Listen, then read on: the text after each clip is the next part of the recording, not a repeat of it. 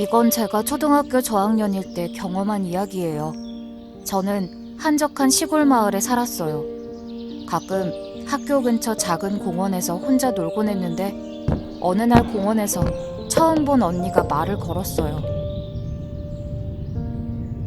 언니는 저에게 과자를 주며 친근함을 표현했지만 저는 낯선 사람에 대한 경계심 때문에 언니와 바로 친해지진 못했죠. 그렇게 언니와 공원에서 몇 번 마주치다가 한 번은 애들에게 괴롭힘을 당할 때 언니가 저를 구해준 일이 있었어요. 이 계기로 저의 경계심은 완전히 허물어졌고 언니가 준 과자도 맛있게 먹을 수 있게 되었죠.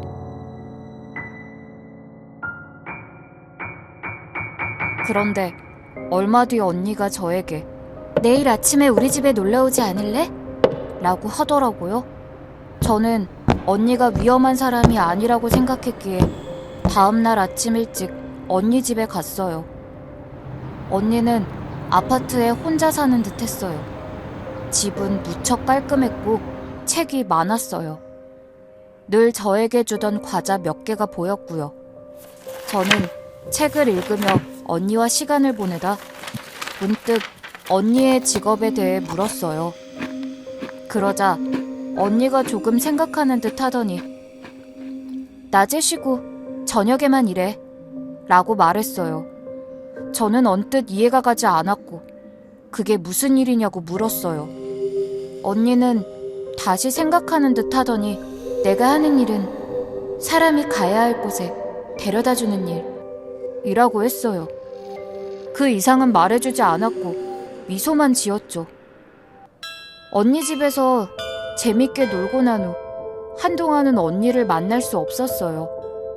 그렇게 하루하루 지내던 어느 날 등교했는데 같은 반 친구가 엄마가 돌아가셨다며 결석했더라고요. 그날 집에 돌아와 저녁에 외출했는데 밖에서 우연히 언니를 봤어요. 그런데 언니는 누군가와 함께 있었어요. 그 사람은 오늘 결석한 친구의 엄마였어요. 제가 놀라 바라보고 있는 사이 둘은 금세 어디론가 사라져버렸죠. 저는 순간 무서운 생각이 들었어요. 사실은 방금 언니와 눈이 마주쳤거든요. 그 후 꽤 긴 시간 동안 언니를 만날 수 없었어요. 저는 언니가 혹시 귀신이 아닐까 하는 느낌이 들었어요. 언니가 정말 귀신이면 어쩌지? 하는 생각이 들다가도 오랫동안 만나지 못하자 소식이 궁금해져서 몇 번 아파트에 찾아갔어요. 하지만 어찌된 일인지 항상 집에 없었죠. 이젠 정말 지쳐서 포기하려다 마지막으로 아파트에 한 번 더 가봤는데 언니가 있었어요. 언니는 오랜만이라며 저를 반갑게 맞아줬어요.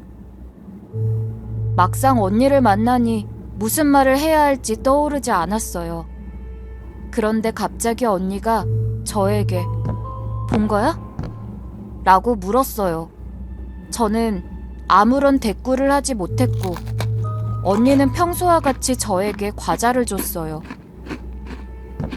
우린 서로 한동안 아무 말도 하지 않았어요.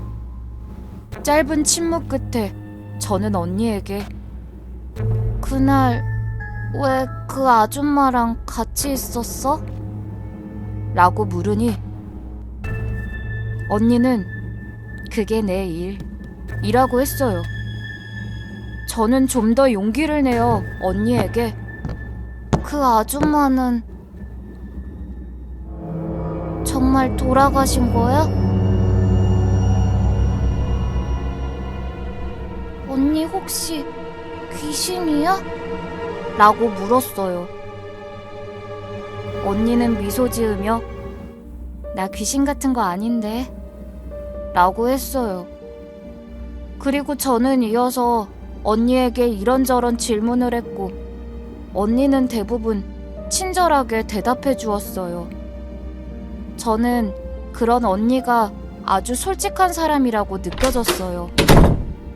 그러는 사이 어느새 저는 집에 가야 할 시간이 돼버렸고 언니 집에서 나왔어요. 그때 언니의 얼굴이 왠지 쓸쓸해 보였어요. 집으로 돌아가고 바로 다음 날 언니와 또 만나기 위해 아파트로 찾아갔어요. 그런데 언니는 집에 없었어요. 그리고 다음 날도 또 그 다음 날도 언니를 볼 수 없었어요.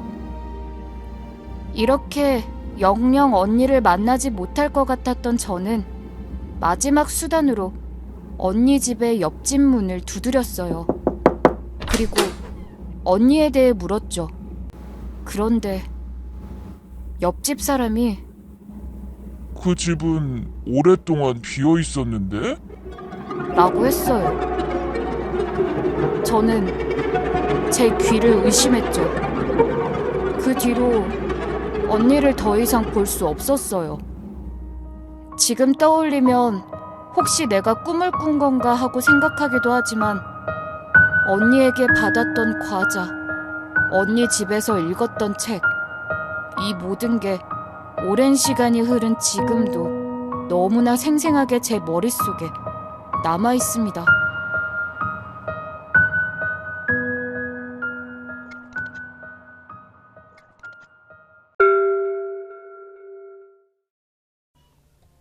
문 밖에 무언가. 이것은 제가 아직 대학생일 때 이야기예요. 그날따라 온몸에 열이 나 저는 종일 침대에만 누워 있었어요.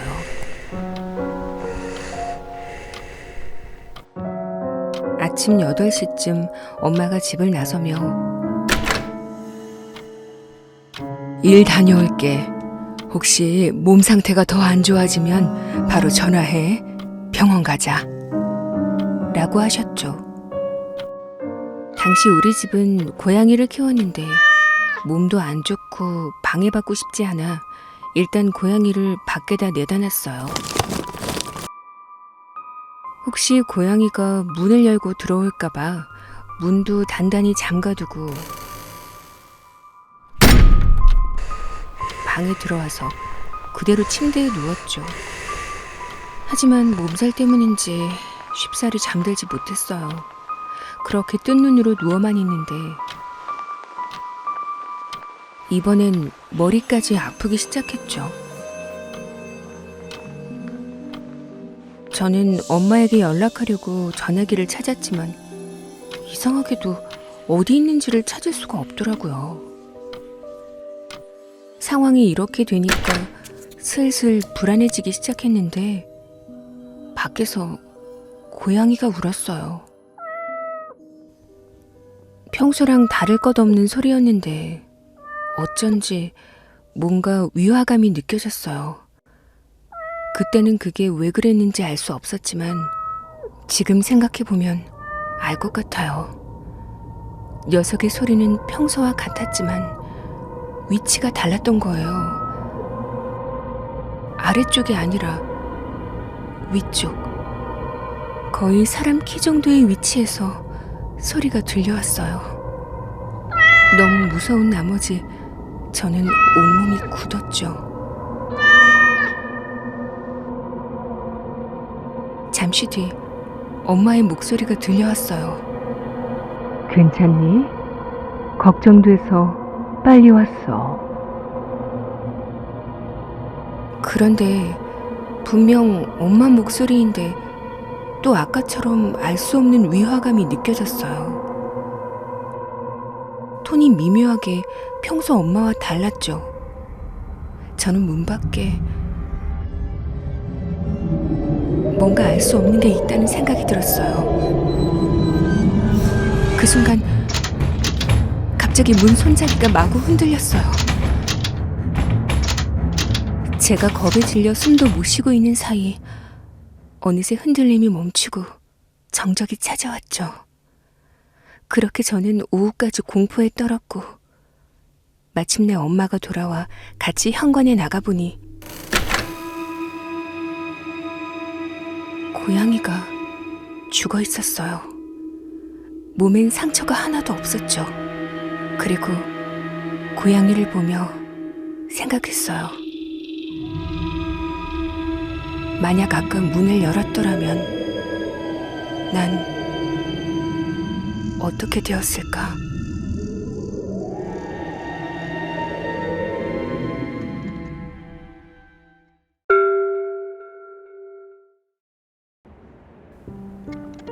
검은 천장.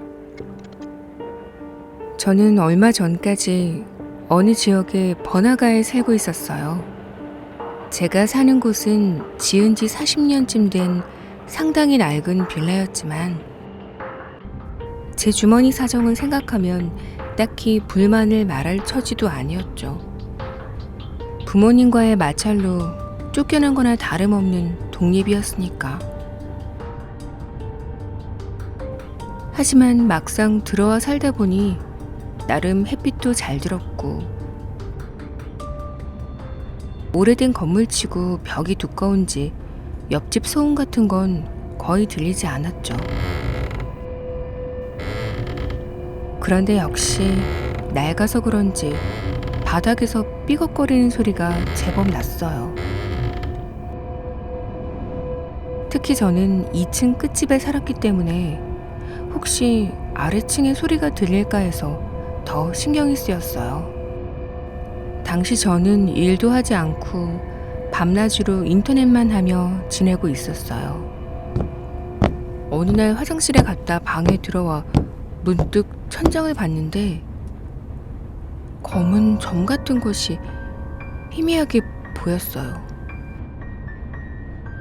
처음에는 벌레인가 싶어 불을 켜니 그 순간 사라져버렸고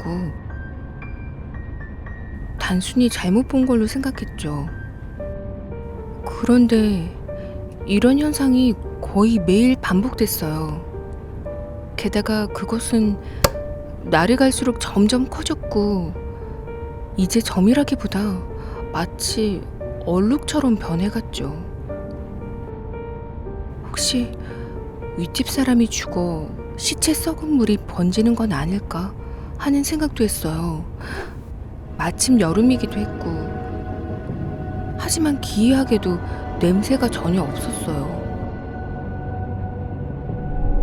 그것은 밤에 불을 끄고 있을 때만 나타났기에 작은 조명을 준비해 항상 켜둔 채 지냈죠. 그러다가 갑자기 천장에서 물방울 하나가 이마로 떨어졌어요. 물이 새는 건가 싶어 손으로 닦아봤더니 그건 정체불명의 검은 액체였죠. 다시 천장을 보니 검은 얼룩은 더욱 커져 있었고 이번엔 뺨에 검은 물방울이 떨어졌어요. 순간 저는 기겁하며 바로 불을 켰고 두려움에 떨며 뜬 눈으로 아침이 오기만을 기다렸어요. 그리고 출근 시간이 되자마자 관리 회사에 연락했죠. 제가 위층에 사람이 죽었을지도 모른다고 하니까 관리인이 윗집에 가봤는데 윗집 주민은 멀쩡하게 살고 있다고 했어요. 결국 저는 해결책을 찾지 못한 채 며칠 뒤 이사했죠. 그 대가로 위약금까지 내야 했고요. 지금은 PC방이나 친구네 집을 전전하며 지내고 있어요. 그 일을 겪은 후 저는 매일 밤 어두운 방 안에 혼자 남으면 나도 모르게 천장을 바라보는 버릇이 생겼습니다.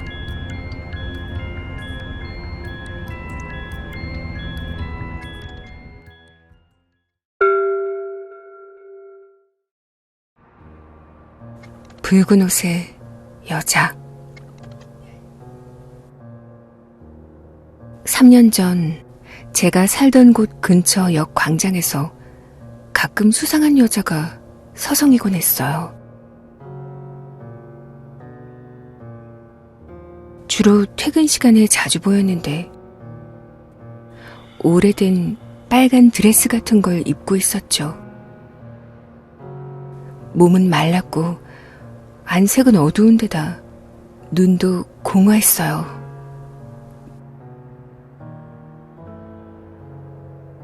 그 옷이 워낙 튀어서 자꾸 시선을 빼앗기곤 했죠. 여자는 늘 역 광장 안을 맴돌았어요. 주변에 술집이 많아서 거기서 일하는 사람인가 싶었죠.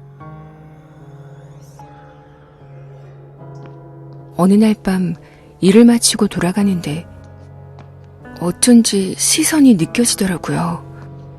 그래서 광장 쪽을 바라봤는데 그 여자가 저를 주시하고 있었어요.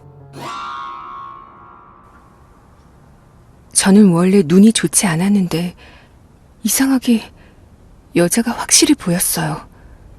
그리고 온몸에 소름이 돋았죠. 저를 향해 다가오고 있었거든요.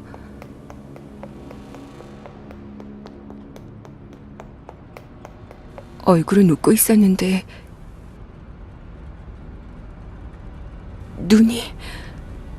눈 전체가 온통 검은 자인 거예요.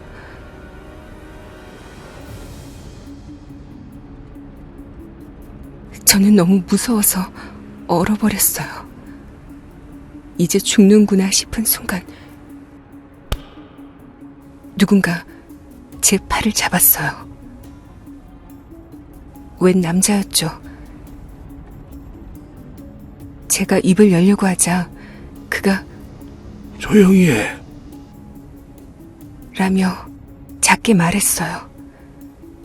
제가 가만히 있으니 그는 무서운 얼굴로 앞을 노려봤죠.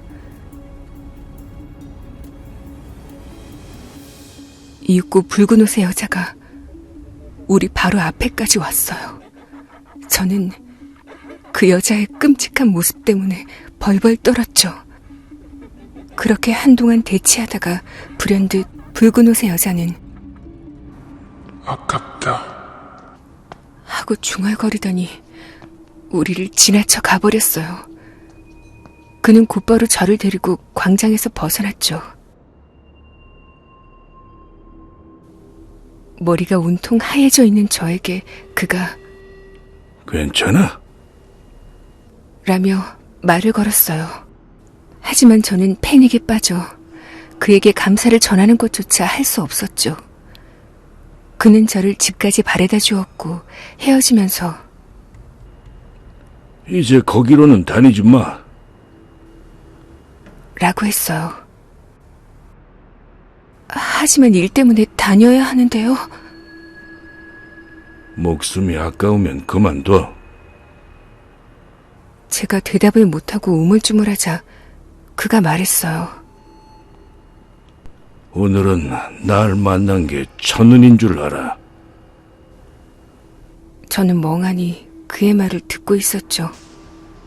설마 우연이라고 생각한 거야?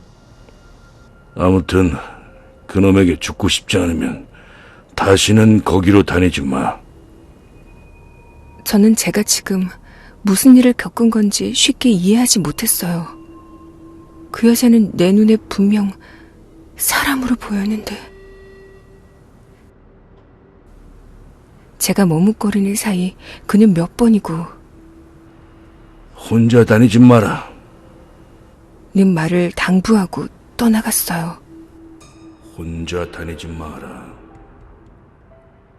혼자 다니지 마라. 혼자 다니지 마라. 혼자 다니지 마라. 다음날 퇴근 시간이 되자 어제 일이 떠올라 더 이상 그 역으론 갈 수가 없었어요. 그리고 그의 말이 자꾸만 걸려 결국엔 두어 달 뒤 일도 그만뒀죠. 지금은 안정을 되찾았지만 저는 가끔 생각해요. 붉은 옷의 여자는 아직도 거기 있을까?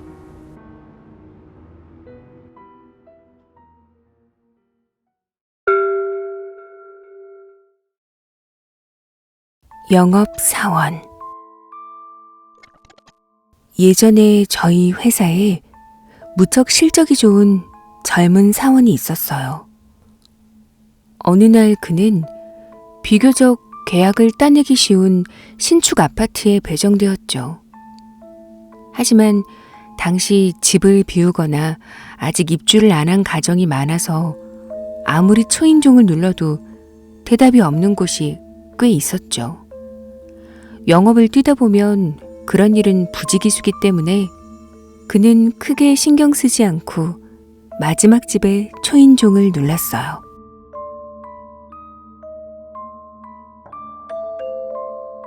그러자 네 하고 젊은 여자의 목소리가 들려왔어요.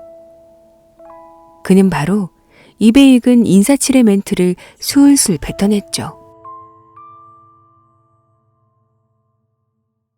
잠시 후 문을 연 여자는 무척 미인이었어요. 이거 해볼만 하겠는데? 그는 갑자기 의욕이 솟아났죠. 예상대로 이야기는 순조롭게 잘 이어졌고 여자는 곧 집 안으로 들어와 자세한 설명을 해달라고 했어요. 집 안으로 들어선 그는 문득 무언가를 깨닫고 얼굴이 하얗게 질렸죠. 벽에 웬 사진이 빽빽하게 잔뜩 붙어 있는 거예요. 사진은 사이즈도 피사체도 모두 달랐지만 빈틈 하나 없이 벽 전체에 가득 붙어 있었죠. 처음 보는 기묘한 광경 때문에 그는 조금 공포를 느꼈지만 그녀에겐 결코 나쁜 느낌을 받지 않았고 오히려 미소 지은 얼굴과 상냥한 태도 때문에 호감까지 생길 정도였죠. 대개 새댁들은 남편 탓을 하며 계약을 피하는 경우가 많았지만 그런 일도 없이 아주 무난하게 계약 의사를 밝혔어요. 이제 계약서에 도장만 찍으면 계약이 끝날 무렵 이상한 일이 일어나기 시작했어요. 도장을 찍을 곳을 체크하던 와중 집안 어딘가에서 괴이한 소리가 들려왔죠.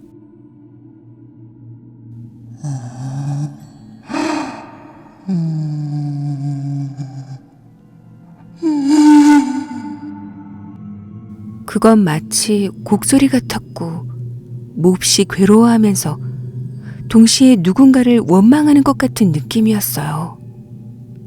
그가 깜짝 놀라서 본능적으로 그녀를 바라보자 방금 전까지 미소를 띠고 있던 그녀는 소름 끼칠 만큼 차가운 표정으로 변했죠. 그는 분위기를 바꾸려고 뭐라도 말하려 했지만 그만 분위기에 압도되어 아무 말도 하지 못했어요. 두 사람은 마치 가위에라도 눌린 듯 바라보고 있었어요. 그 와중에도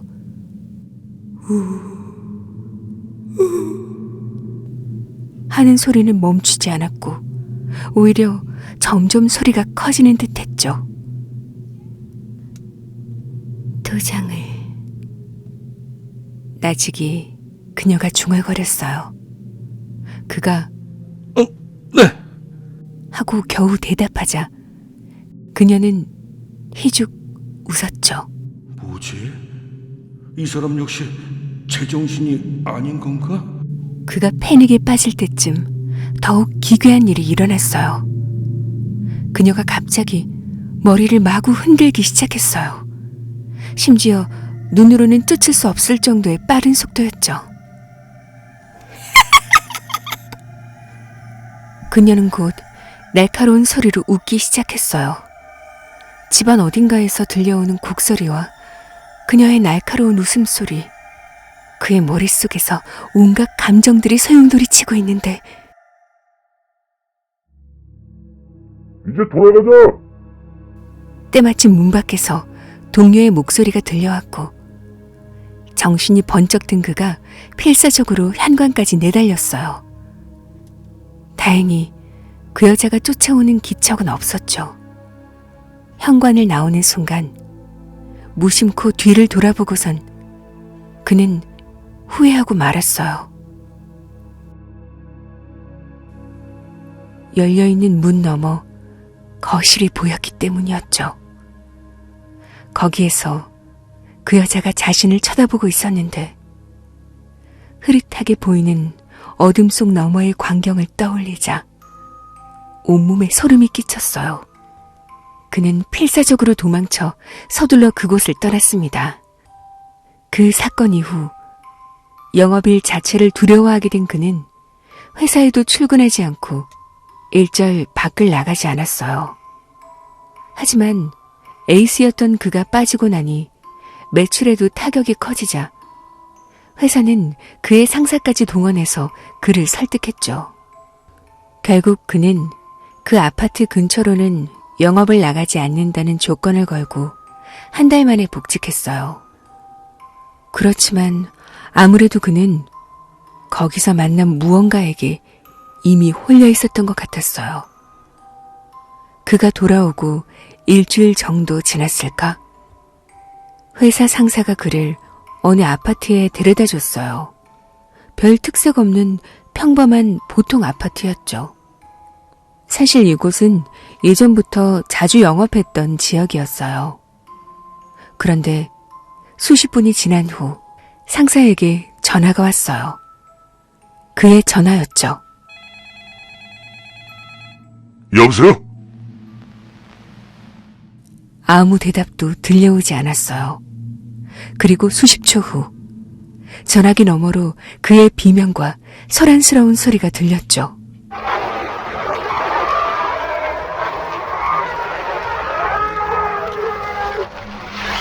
야, 왜 그래? 도대체 무슨 일이야? 보통 일이 아니라고 느낀 상사가 물었어요. 그가 울면서 말했죠.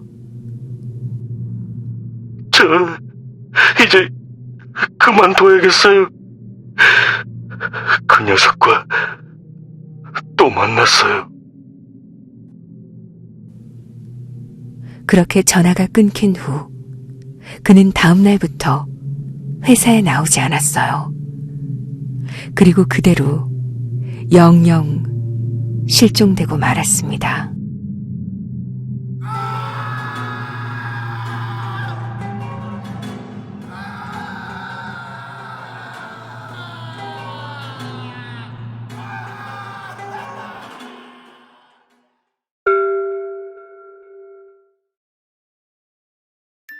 새벽 2시에 엘리베이터. 그날 아침 나는 여느 때처럼 엘리베이터 앞에서 버튼을 누르고 도착하기를 기다렸다. 덜 깬 아침잠에 아직 눈꺼풀이 무거웠다. 오늘따라 왠지 느린데. 문득 정신을 차렸을 때 엘리베이터는 1층에 멈춰 있었다. 도대체 뭘 멍하니 있던 거람. 아이, 지각하겠네. 초조해진 나는 급하게 버튼을 눌렀다. 그러나 엘리베이터는 움직일 기색이 없었다. 아침부터 고장인가. 지난 여름부터 들어와 사는 이곳은 얼마 전 리모델링을 거친 건물이었다. 밖에서 보기에는 새로 지은 것 같지만 건물 자체는 꽤 낡은 곳이다. 건물이 낡다 보니 이런 일이 많은 건가. 계단으로 내려와 보니 엘리베이터는 여전히 1층에 있었다. 나는 관리실에 엘리베이터가 고장났다는 것을 알렸다.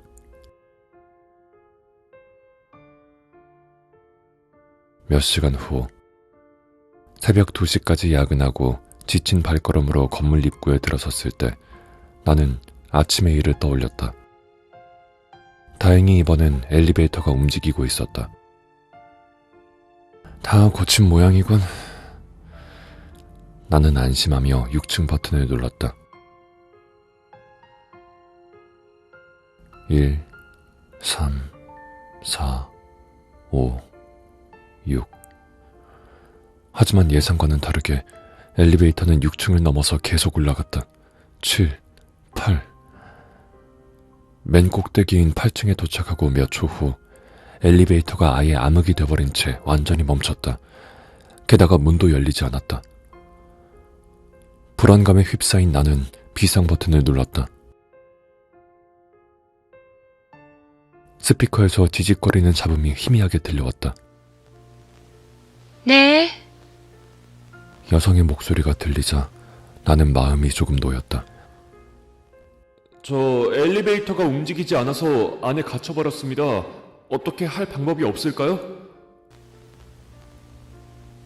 그러나 아무리 기다려도 대답은 없고 잡음만 들려올 뿐이다.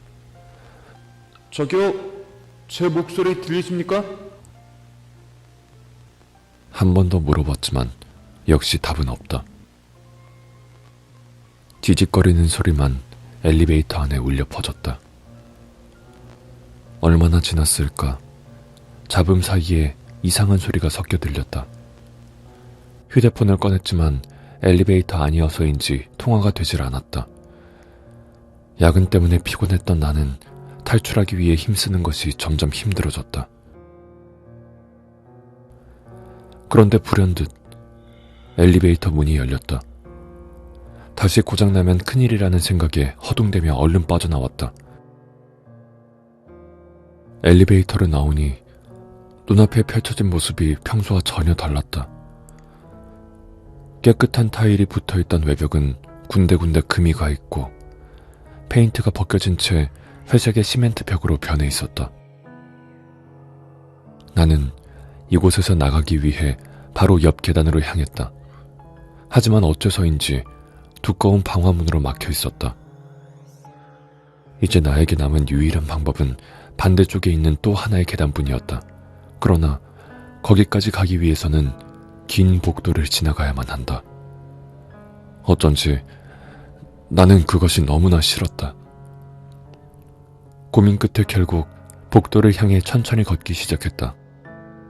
계단과 가까워질 무렵 또다시 이상한 소리가 들려왔다. 분명 엘리베이터에서 들었던 그 소리였다. 그런데 자세히 보니 복도 한 구석에 머리가 긴 여자가 등을 돌린 채 서 있었다. 나는 반사적으로 몸을 숙였다. 그리고 그 소리에 귀를 기울이며 정신을 집중하고 옆으로 조용히 지나갔다. 그런데 그것도 잠시 나는 깨달았다. 갑자기 사방이 고요해졌다는 것을. 그 순간 다다닥 하고 무언가 나를 향해 엄청난 기세로 달려오는 소리가 들렸다. 나는 계단을 향해 달리기 시작했다. 저기까지만 가면 살 수 있어. 계단으로 가면 안전하다는 보증이 있는 것도 아닌데 무작정 그렇게 믿고 달렸다. 그리고 계단을 한 번에 뛰어내리려고 한 순간 뒤에서 무엇인가가 나를 잡는 것을 느꼈다. 하지만 어떻게든 계단으로 온 힘을 다해 뛰어내렸다. 그리고 등에 강한 충격이 느껴졌다. 계단 위에서 끔찍한 얼굴로 나를 노려보는 여자가 보였지만 내 의식은 곧바로 희미해졌다. 정신을 차렸을 때는 이미 아침이었다. 당황해서 주변을 살폈지만 평상시와 똑같았다. 몸이 여기저기 아팠으나 걸을 수 없을 정도는 아니었기에 천천히 움직였다. 아무래도 나는 8층과 7층 사이의 계단에서 정신을 잃었던 것 같았다. 입구에는 관리인이 있었다. 그가 나를 보고 걱정하며 말을 걸어왔다. 나는 엘리베이터에 관해 물었다. 그러자 어제 사람이 왔지만 고장은 없었다고 말했다. 나는 그 사건이 정말 있던 것인지 자신이 없어지기 시작했다. 피로 때문에 꿈이라도 꾼 것이었을까? 나는 아직 아픈 몸으로 출근 준비를 했다. 정장을 입기 위해 윗도리를 옷걸이에서 꺼냈을 때 나는 그것을 발견했다. 정장 윗도리에는 거무스름하게 갈라진 손톱이 매달려 있었다. 역시 그 사건은 모두 현실이었던 것이다.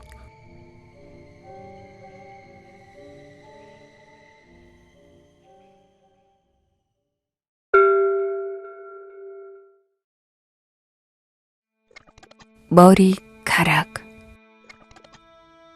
최근 저는 신축 아파트로 이사했어요. 1층 맨 끝에 있는 방이었죠.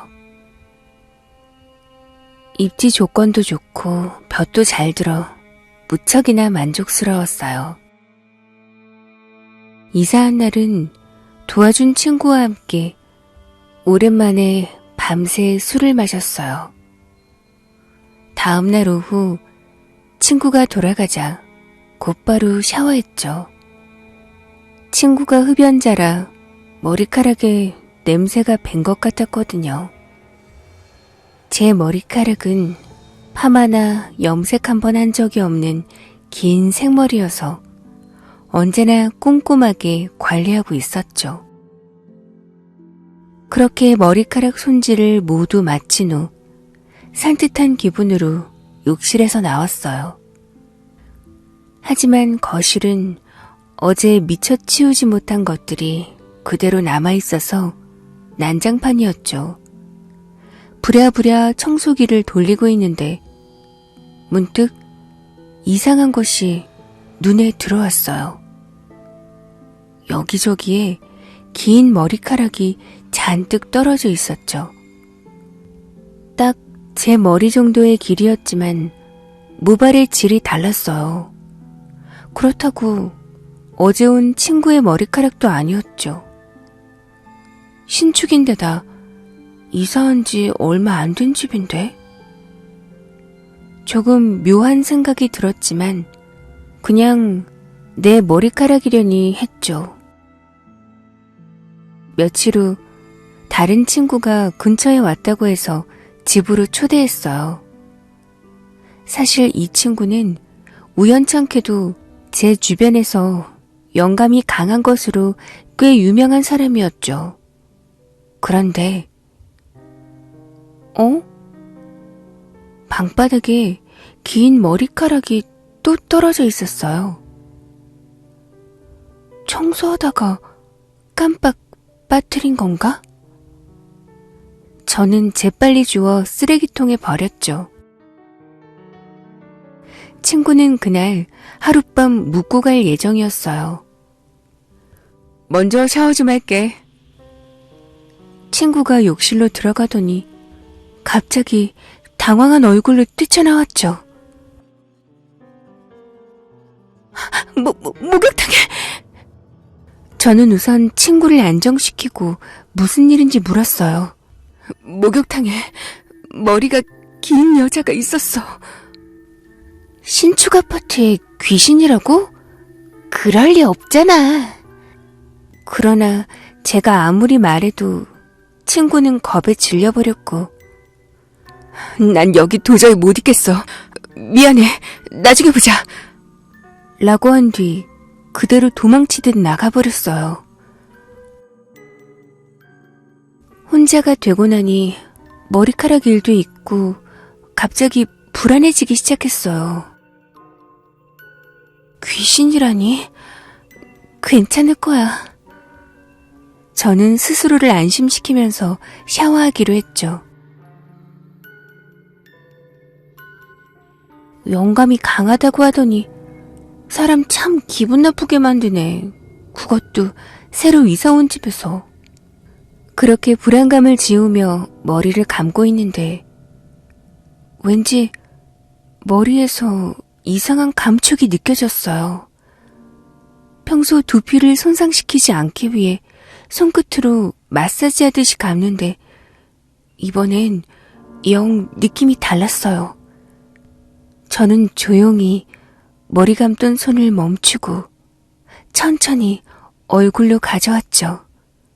그러자 제 머리카락을 감고 있던 또 하나의 손이 눈에 들어왔어요. 누구야? 뒤를 보니 얼굴이 새까맣게 탄 여자가 제 머리 위에 한 손을 얹고 있었죠. 예쁜 머리카락이네. 순간 머리카락이 빳빳해질 정도로 온몸에 소름이 돋았어요. 하지만 지금 그런 걸 신경 쓸 때가 아니었죠. 저는 재빨리 옷만 걸치고 뛰쳐나왔어요. 다음날 부동산 아저씨에게 찾아가 들은 이야기는 충격적이었죠. 아파트가 생기기 전 저희 집 자리에는 꽃집이 하나 있었다고 했어요. 그 꽃집에 딸이 하나 있었는데 공교롭게도 그녀 역시 아름답고 긴 생머리를 가지고 있었죠. 어느 날 그녀가 샤워하던 중 욕실에 있던 가스 보일러가 폭발해 큰 화재가 났어요. 이 사고로 그녀는 온몸에 큰 화상을 입고 머리카락도 대부분 타버렸죠. 그녀는 남자친구에게도 버림받았고 혼자 방 안에만 틀어박혀 지냈어요. 하지만 조금 남은 머리카락만은 무척 소중하게 다뤘죠. 그런데 그 몇 안 되는 머리카락마저 정신적인 스트레스와 지나친 집착 때문인지 얼마 못 가 하나 둘씩 빠져갔고 결국 그녀는 자살하고 말았죠. 딱 아가씨처럼 머리카락이 예쁜 아이였지. 그리운 듯 저를 바라보며 부동산 아저씨가 말했어요.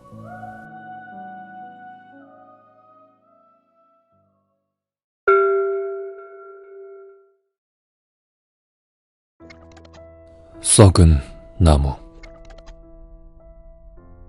재훈을 만난 건 5년 전 다니던 회사에서였다. 처음 입사했을 때 날 도와준 것이 바로 그였다. 나이도 동갑인데다 고향도 같아 금세 친해졌다.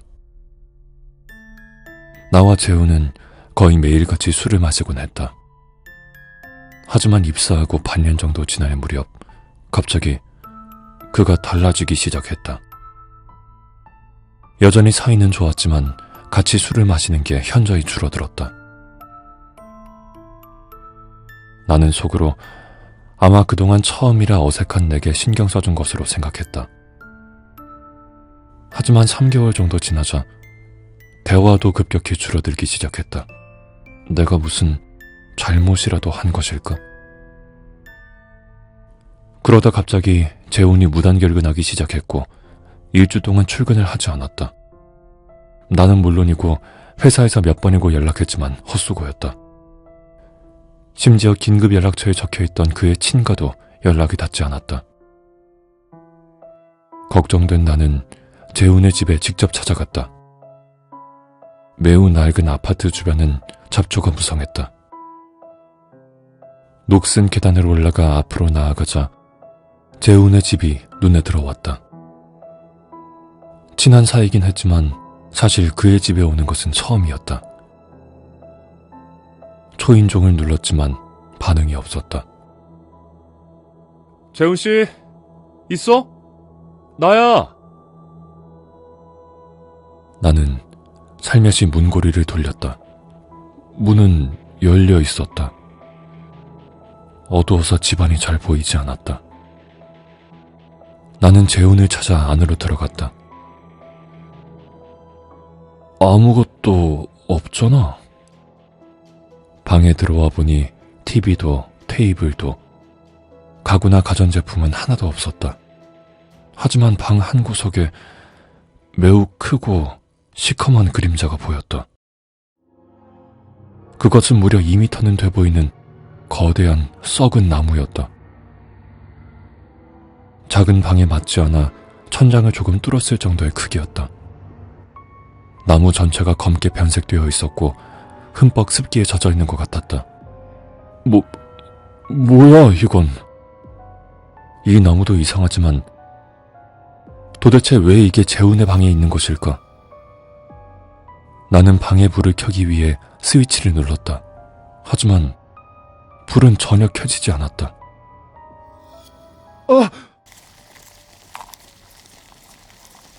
어두워서 잘 보이지 않지만 곳곳에 바퀴벌레가 있는 것 같았다. 도대체 재훈에게 무슨 일이 일어난 것인가? 그가 걱정됐지만 솔직히 빨리 나가고 싶었다. 아마 재훈은 이곳에 없는 것 같았다. 화장실만 둘러보고 얼른 아파트에서 나가자. 그리고 경찰에 연락하면 될 거야. 그렇게 생각하면서 나는 방을 나가려고 했다. 그런데 그때 우지끈하는 소리가 들려왔다. 나무다. 분명 나무에서 소리가 나고 있었다. 벌레일 것이다. 정말 그랬으면 좋겠다. 썩은 나무에 가까이 가서 조용히 응시했다. 나는 놀라 소리를 질렀다. 나무 틈새에서 무엇인가가 나를 보고 있었다. 반사적으로 뒤로 물러나다 엉덩방아를 찢고 말았다. 썩은 나무 안쪽이 갈라지며 손이 나왔다. 이 나무는 속이 비어 있었고 거기에 사람이 들어가 있었던 것이다. 그런데 나무 안에서 나온 건 다름 아닌 재훈이었다. 그는 평소와 전혀 다른 이상한 몰골을 하고 있었다. 재훈과 시선이 마주친 순간 공포로 미칠 것만 같았다. 생존 본능이었을까? 도망쳐야 해 라는 강한 충동이 생겼고 나는 단숨에 방을 뛰쳐나와 현관으로 달렸다. 밖으로 나가는 순간 나는 무의식적으로 뒤를 돌아보았다. 재훈이 나를 보며 기괴한 미소를 짓고 있었다.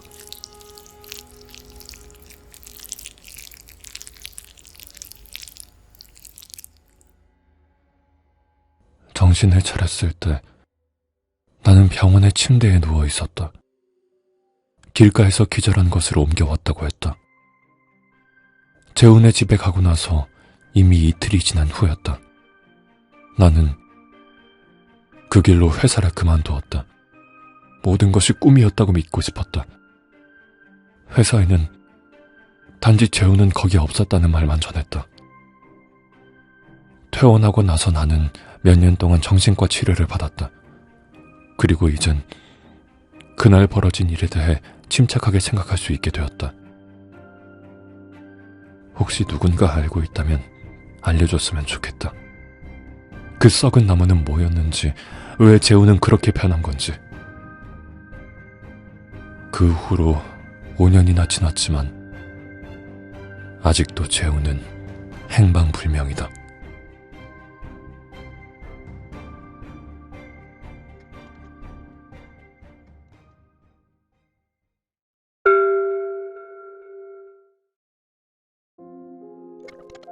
아버지의 전화.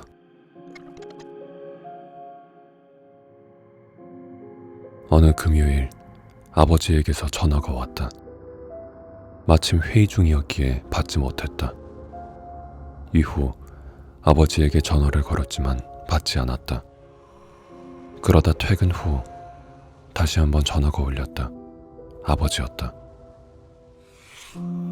아버지는 낮고 분명치 않은 목소리로 말했다. 몸 상태가 좀 안 좋아서 검사를 받으러 입원했는데 가족분은 없냐고 그러길래 전화했다. 혹시 괜찮으면 좀 와줄 수 있겠니? 내가 아버지에게 어디냐고 묻자 고향의 중앙병원이라고 말했다. 어머니가 돌아가신 후 아버지는 내게 단 하나뿐인 소중한 가족이었다. 당연히 가야죠. 당장 가면 2시간 정도 걸리려나. 나는 근처 렌터카 업체로 갔다. 차를 몰고 고향으로 내려가면서 문득 생각했다. 그러고 보니 아버지가 이런 일로 나를 부르는 건 처음이구나. 걱정스러운 마음에 엑셀을 힘껏 밟았다. 한동안 밟고 있자니 어쩐지 속이 메스꺼렸다. 2시간하고 조금 더 걸려 드디어 고향에 도착했다. 고속도로에서 나와 중앙병원 쪽으로 향했다. 시계를 보니 11시 반을 지나고 있었다. 이런 늦은 시간에도 면회를 할 수 있는 걸까? 아직 제대로 된 효도 한 번 못했는데 금방이라도 눈물이 쏟아질 것만 같았다. 나는 병원에 가기 전 근처 편의점에 들렀다. 계산하려 하는데 민우야 하고 누군가가 나를 불렀다. 고등학교 동창 재원이었다. 맞다. 여기가 재원이네 부모님이 운영하던 편의점이었구나. 5년 만인가? 고향으로 돌아온 거야? 아니, 아버지가 중앙병원에 입원하셨다길래 왔어. 중앙병원? 그 사거리 옆에 있는 거? 그렇다고 답하자 녀석이 고개를 갸웃거렸다. 야, 잠깐 시간 좀 있어? 나는 녀석과 함께 편의점 앞으로 나왔다. 그 중앙병원 말인데 거기 얼마 전 재정 문제 때문에 망했단 말이야. 옆에 있는 다른 병원이랑 통합돼서 지금 거긴 완전 폐허야. 이 시간에는 가봐야 아무도 없다고. 폐쇄돼서 들어갈 수도 없을 테고. 어? 그게 무슨 소리야? 내가 되묻자 재원이가 대뜸 아버지의 번호를 물었다. 그리고 재원은 자기 휴대전화로 아버지에게 전화를 걸기 시작했다. 아, 안녕하세요. 민우 친구입니다. 지금 옆에 있는데 바꿔드릴게요. 여보세요? 무슨 일이냐? 무슨 일이냐니? 아버지가 오라고 했잖아 라고 말하고 싶은 기분을 꾹 참아가며 물었다. 아니, 별일 없어요. 몸은 좀 괜찮아요? 아버지는 괜찮다고 말하며 멋쩍은 듯 웃었다. 아무것도 아니에요. 일 때문에 근처에 왔는데 이제 돌아가려고요. 나중에 전화할게요. 나는 도대체 이게 무슨 일인가 하고 멍하니 서 있었다. 오늘 중앙병원에 갈 것도 아니면 돌아가는 게 좋을 것 같다. 간만에 얼굴 봐서 다행이다. 재원이가 슬며시 미소를 지었다. 뭐가 어떻게 된 건지는 알 수가 없었지만 어쨌든 아버지가 무사하다는 건 확인했다. 석연치 않았지만 일단 집으로 발길을 돌렸다. 집에 도착하자 나는 지칠 대로 지쳐 그대로 침대에 쓰러져 자버렸다. 이튿날 아침 전화벨에 눈을 떴다. 아버지의 전화였다. 여보세요? 어제는 잘 들어갔니? 혹시 무슨 일 있니? 괴상한 일을 굳이 말해야 하나 싶었지만 아버지가 병원까지 오라고 했다는 것과 재원이네 편의점에 갔다가 돌아왔다는 것까지 모두 털어놓았다. 아버지는 곧바로 휴대전화를 확인하더니 금요일에 나에게 전화한 기록은 없다고 했다. 중앙병원은 오래전에 문을 닫았다. 아무도 없어. 그것보다 재원이네 편의점에 갔었니? 재원이도 만났고? 나는 재원이 휴대전화로 아버지에게 전화를 걸었다고 했다. 그러자 아버지가 말했다. 재원네 편의점은 반년 전에 문을 닫았단다. 가족 모두 사라져서 연락도 끊겼고 지금 그 집 할머니가 경찰에 신고해서 찾는 중이야. 나는 어안이 벙벙해서 할 말을 잃었다. 그런데 어제 너한테 걸려온 전화는 번호가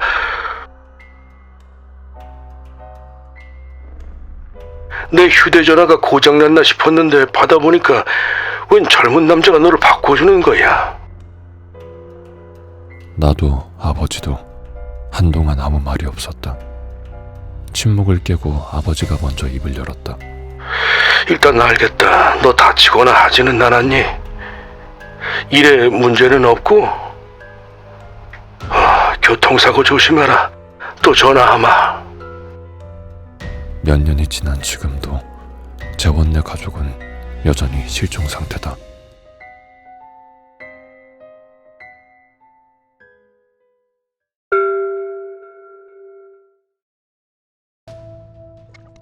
버려진 메모리 카드. 이건 꽤 오래전 경험한 일이다.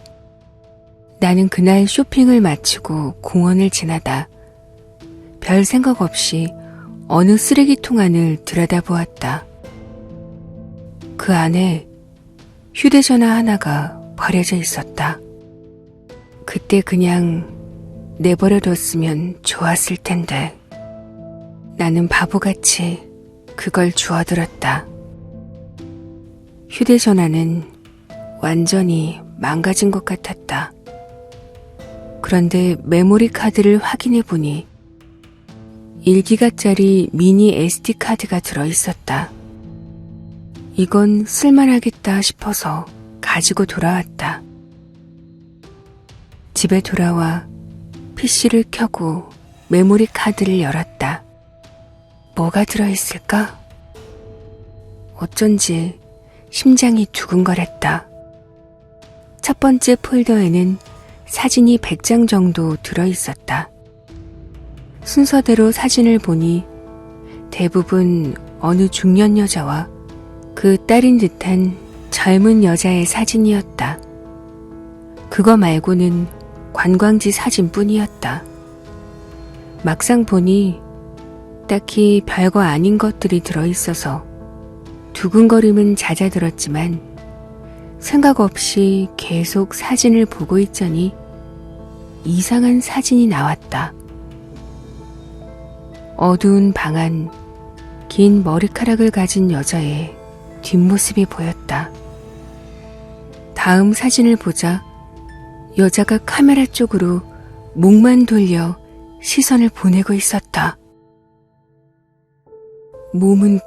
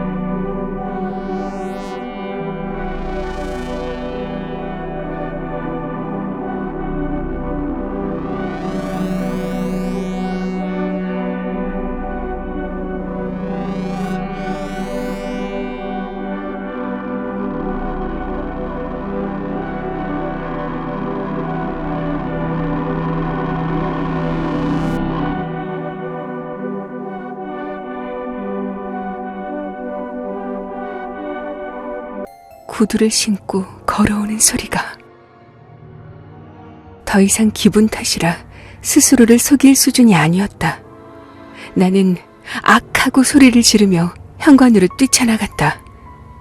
그런데 뒤에서 무언가가 쫓아오는 발소리가 들려왔다. 반쯤 울먹이며 두꺼비집 전원을 올리자 두세 번 깜빡이다 불이 들어왔다. 물론 아무것도 없었다.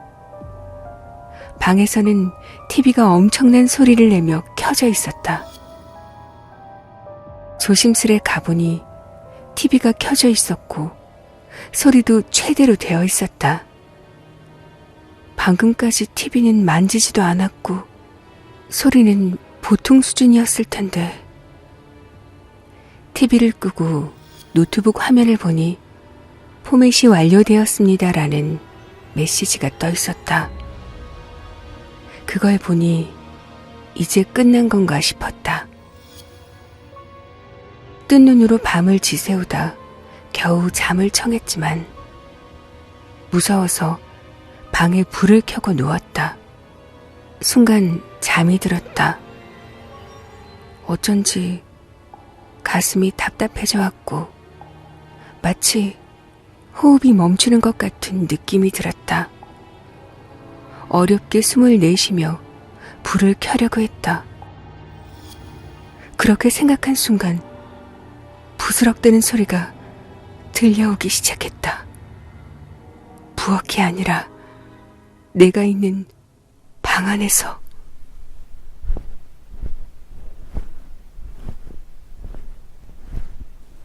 곤충이 기는 소리 같기도 했다. 아마 바퀴벌레겠지? 싫기는 하지만 무섭지는 않아. 그렇게 스스로를 속이려 했지만 이미 온몸에 소름이 돋았다.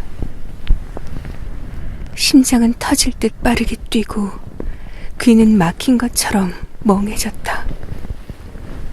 일어나 불을 켤까 싶었지만 만약 또 두꺼비 집이 내려간 거라면 이번엔 현관까지 가지 못할 거라는 생각이 들었다. 결국 나는 눈을 감고 그대로 잠을 청하기로 했다. 그랬더니 소리는 점점 가까워져 얼굴 위에 무언가가 느껴졌다. 감촉으로 알 수 있었다. 머리카락이었다.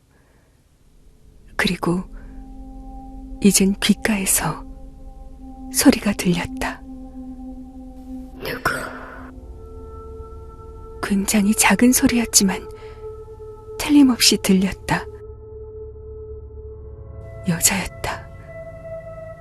나는 겁에 질려 입을 꼭 다물고 대답하지 않았다. 그랬더니 부스럭대는 소리와 함께 그것은 멀어져 갔다. 어느새인가 잠에 빠진 나는 이튿날 아침 일어나 거울을 보고 깜짝 놀랐다. 얼굴 가득 실같이 가늘고 새빨갛게 부은 자국 투성이었다. 나는 당장 노트북을 켜고 어제 그 메모리 카드를 열었다. 포맷을 했는데도 안에는 여전히 파일이 들어있었다. 보고 싶지 않았지만 어젯밤 일 때문에 다시 사진을 열었다. 역시 그 눈이 없는 여자가 찍혀 있었다. 그리고 새까만 사진들을 보던 와중 나는 문득 깨달았다. 이거 혹시 렌즈에 머리카락이 감겨있는 건 아닐까? 저 너머에 있는 건 그 여자의 눈 부분인 건 아닐까? 그렇게 생각하자 도저히 견딜 수가 없었다. 나는 당장 메모리 카드를 뽑아 근처 신사로 달려갔다. 그리고 경내 구석에 묻고 온 힘을 다해 도망쳤다. 그리고 노트북은 그날로 중고 가게에 넘겼다. 일단 포맷을 하기는 했지만 어떨지는. 그 후로는 무서워서 차마 컴퓨터를 살 생각도 못하고 있다. 이젠 얼굴에 난 부은 자국도 사라졌고 이상한 소리도 더는 들리지 않는다. 종종 긴 머리카락이 주머니에 들어있곤 하지만 뭐 기분 탓이겠지?